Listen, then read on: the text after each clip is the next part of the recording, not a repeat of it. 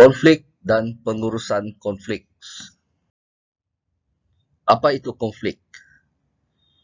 Proses bermula apabila satu pihak sedar satu pihak yang lain mendatangkan kesan yang negatif terhadap sesuatu pihak pertama ambil berat. Pertelenggahan wujud apabila tidak serasi dalam aktiviti atau minat atau tidak setuju terhadap fakta, kaedah, matlamat dan nilai. Kedua-dua pihak merasai rasa tidak puas hati. Satu pihak mesti terlibat menghalang pihak satu lagi daripada mencapai matlamat dengan bentuk tingkah laku menghalang. Gaya pengurusan konflik. Teknik komunikasi yang betul perlu sekiranya ingin memenuhi permintaan individu atau ingin mengelak konflik. Perkara yang perlu dilakukan sebelum membicarakan isu yang sensitif ialah kenal pasti matlamat, apa yang diharapkan selepas perbincangan, luahan, adakah mahu mengubah pendirian, pemikiran orang lain, adakah ingin mempertahankan diri. Jenis-jenis konflik. Role konflik, job ataupun pengurusan. Tekanan kerja, job stress. Skop kerja, job skop. Hubungan dengan penyelia, interpersonal konflik. Nilai, kepercayaan, pendidikan, sikap, dan interpersonal skill, cara berkomunikasi. Ketiga, organizational konflik ataupun konflik pengurusan. Keburukan konflik, penggunaan sumber tenaga tidak cekap untuk tugas sebenar. Kedua, moral destroy ataupun moral akan terjejas. Yang ketiga, wujud tiada kerjasama. Keempat, mewujudkan tingkah laku tidak bertanggungjawab. Kelima, mewujudkan sak prasangka. Keenam, menurunkan produktiviti. Kebaikan konflik. Membuka ataupun membicarakan isu. Memperkembang ataupun memperjelaskan lagi isu. Meningkatkan lagi penyelesaian masalah. Meningkatkan penglibatan. Meningkatkan komunikasi spontan. Mengukuhkan hubungan. Dan yang ketujuh, meningkatkan produktiviti. Konflik stimulasi teknik.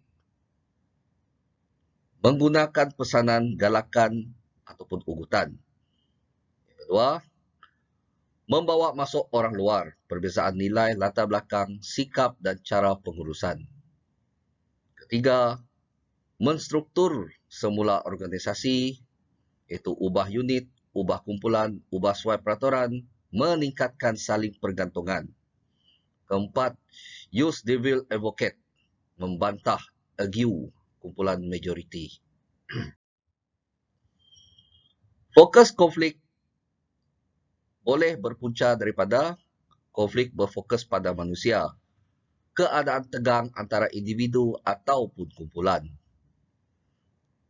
Konflik berfokus pada isu, perundingan rasional yang melibatkan proses membuat keputusan oleh dua orang ataupun untuk menyelesaikan isu.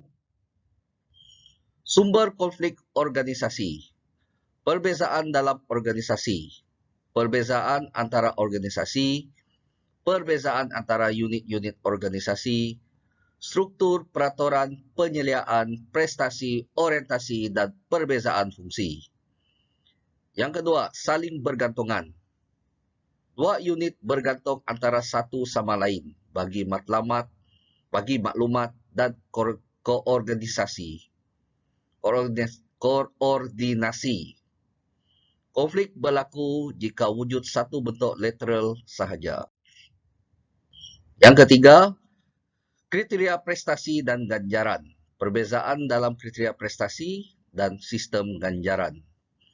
Ganjaran kepada individu bukan berdasar kombinasi prestasi. Yang keempat, sumber terhad. Unit-unit berkongsi dana, personal, peralatan, dan ruang fizikal. Kelima, perbezaan kuasa antara unit.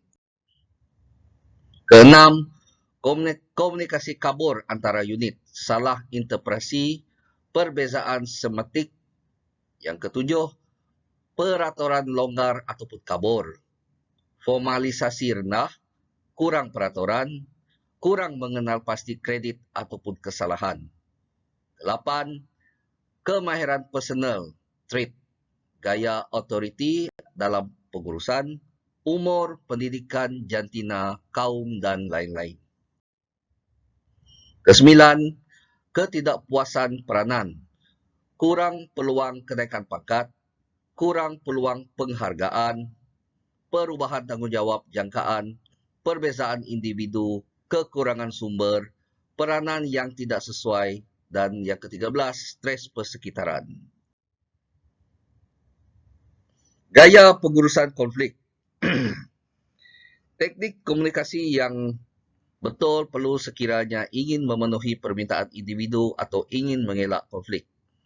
Perkara yang perlu dilakukan sebelum membincangkan isu yang sensitif ialah kenal pasti matlamat, apa yang diharapkan selepas perbincangan, luahan, adakah mahu mengubah pendirian, pemikiran orang lain, adakah ingin mempertahankan diri.